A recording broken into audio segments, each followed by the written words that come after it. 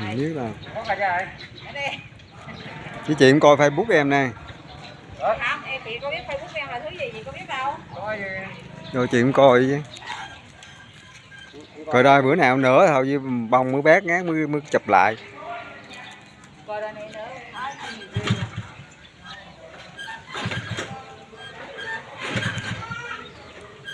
Cha con nó chưa ra. Chưa ra Tết luôn. Hả? Ra Tết luôn. Chưa ra.